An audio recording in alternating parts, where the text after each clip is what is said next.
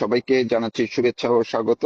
যারা এই মুহূর্তে তৌফিক মারুফ জার্নাল যেখান থেকে দেশে কিংবা দেশের বাইরে যুক্ত আছেন, আপনাদের জন্য জানাচ্ছি বা আপনারা অনেকেই জানেন যে বাংলাদেশের গাইবান্ধার পলাশবাড়ীতে রাম মূর্তি নির্মাণ নিয়ে এক ধরনের পরিস্থিতি তৈরি হয়েছে এবং গত কয়েকদিন পর্যন্ত এটি নিয়ে নানান ভাবে পরিস্থিতি উত্তপ্তর দিকে যাচ্ছে। পাশাপাশি এটি নিয়ে নানান অস্বস্তি আছে, প্রতিবাদ চলছে। তৌহিদি জনতার নামে নানান হুমকি ধমকি দেওয়া হচ্ছে সংখ্যালঘু সম্প্রদায়কে। বিভিন্নভাবে সংখ্যালঘু সম্প্রদায়ও আছেন উৎকণ্ঠা উদ্বেগের মধ্যে। কি পরিস্থিতির সর্বশেষ পলাশবাড়ীতে তা নিয়ে কথা বলবো। আমার সঙ্গে যুক্ত আছেন এই যে রাম মূর্তির উদ্যোক্তা এবং সেখানে আরো যে কয়েকটা বিগ্রহ আছে, মন্দির আছে, সেই এই শ্রী শ্রী রাধা গোবিন্দ মন্দিরের সভাপতি যিনি আছেন। এবং আমি আবারও বলছি, এই রাম মূর্তির যিনি মূলত উদ্যোক্তা, তিনি হরিদাস চন্দ্র তরুণী দাস। আমি আপনাকে শুভেচ্ছা জানাচ্ছি, ধন্যবাদ জানাচ্ছি আমাকে সময় দেওয়ার জন্য। আমি আপনার কাছ থেকে একটু জানতে চাচ্ছি কি অবস্থা। আপনি সর্বশেষ পরিস্থিতিটা যদি আগে একটু জানান যে এখন কি অবস্থায় আছেন আপনি এবং আপনারা। আহ, আহ, আমার সবার জন্য আমার আদাব এবং হিন্দু ভাইদের জন্য নমস্কার। যেহেতু বাংলাদেশের প্রেক্ষাপটটা বর্তমানে আসলে প্রশাসন নির্ভরশীল নই আমরা। গতকাল প্রায় 1 থেকে 1.5 লক্ষ ভক্ত এসেছেন আমাদের মন্দিরটাতে। বাংলাদেশের অনেকগুলো মন্দির মধ্যে এই মন্দিরটা একটু ভাইরাল বেশি, সারা বিশ্বের মধ্যে একটু ভাইরাল এই মন্দিরটা। বিশেষ কারণ এখানে অনেক অনেক বড় বড় বিগ্রহ আছে, যেমন আদিযোগী আছেন, ভগবান শ্রীকৃষ্ণের বিগ্রহ আছেন, প্লাস এখানে আমাদের ভগবান শ্রীরামের বিগ্রহ, যেটি 80%, 100%-এর মধ্যে 80% কাজ শেষ হয়ে গেছে, সেটাও আসছেন।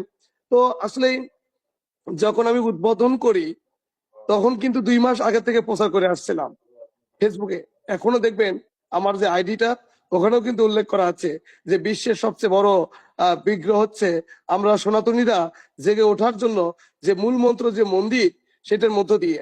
কিন্তু এতদিন পরে যে তারা যে মিথ্যা প্রোপাগান্ডা ছড়াচ্ছে যে বাংলাদেশে কেন এই রাম মন্দির করতে হবে, ভারতে বাবরি মসজিদ ভেঙে রাম মন্দির করছে, তাহলে ওই ভারতের ছত্রছায়া হরিদাস বাবু মনে হয় ভারতের এজেন্ট হিসেবে কাজ করতেছে। আসলে এটা সম্পূর্ণ মিথ্যা।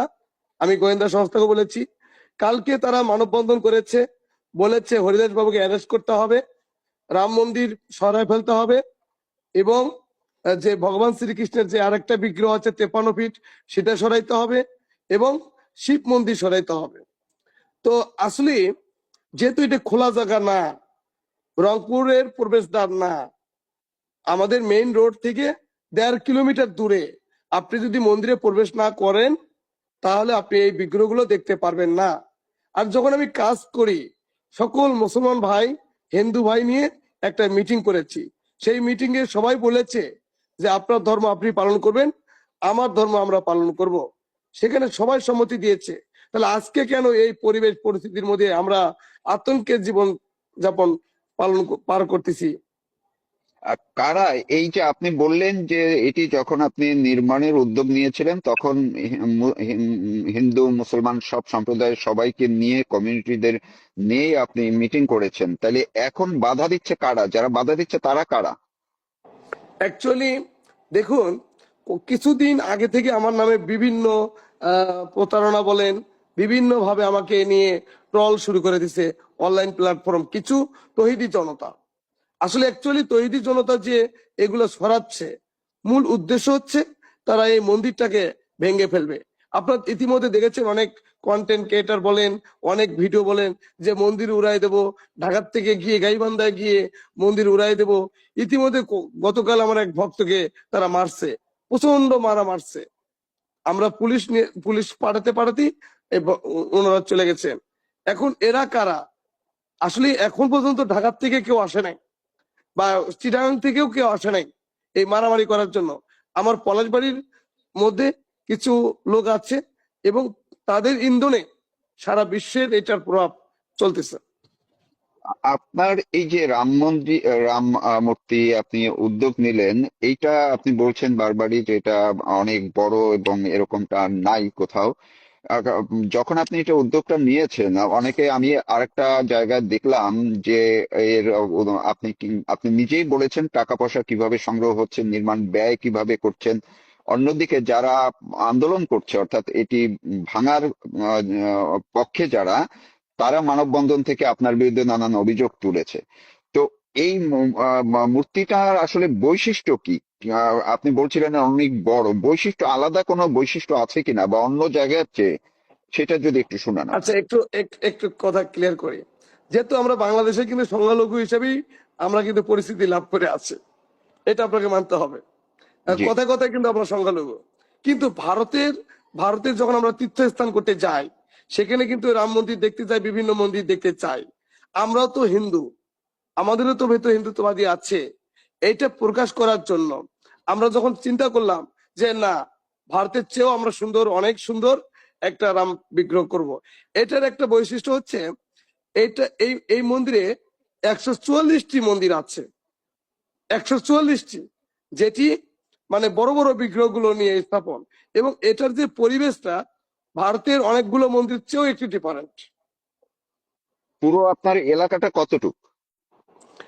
আমাদের সম্পত্তি ছিল 76%, সেটা দেপত্য সম্পত্তি। এরপরে 200% ভক্তরা দিছে, এরপরে 120% আমাদের কেনা। তাহলে এখন এই রাম মূর্তি, রামের মূর্তিটা, এটা কাজ কি চলছে নাকি বন্ধ আছে? আচ্ছা, যেহেতু 100%-এর মধ্যে আমাদের জুলাই মাসের আমাদের একটা আশা ছিল, জুলাইয়ের 2 থেকে 15 তারিখের মধ্যে আমরা জনাব তারেক রহমান স্যারকে নিয়ে আসবো, এটা একটা আশা ছিল। যেহেতু 80% কাজ শেষ, বর্তমানের যে সাম্প্রতিক সম্প্রীতি নষ্ট হওয়ার জন্য কিছু লোক আমাকে চাপ দিয়েছিল যে মেরে ফেলবে, এটা করা যাবে না, সেটা করা যাবে না। তখন আমরা পরিবেশ পরিস্থিতি নিয়ন্ত্রণ করার জন্য আমরা এটা আমরা স্থগিত করছি। কিন্তু যারা মানববন্ধন করছেন তারা তো বললো যে স্থগিত করলে হবে না, স্থগিত করা এইটা তারা বুঝতে পারে যে এটা পরে, তারা হুমকি ধুমকি দিল। তাহলে এখন কি করবে না কি? ওনারা তো একটা আলটিমেটামও দিয়েছেন বোধহয়, সোমবার পর্যন্ত বা রোববার পর্যন্ত, কি যে কি 72 ঘন্টার মধ্যে আমাকে আলটিমেটাম দিয়েছে, হয় আমাকে ধরতে হবে, আমাকে ধরতে হবে, না হয় এটা অপসারণ করতে হবে, না হয় এটা ভাঙতে হবে। তাদের উদ্দেশ্য হচ্ছে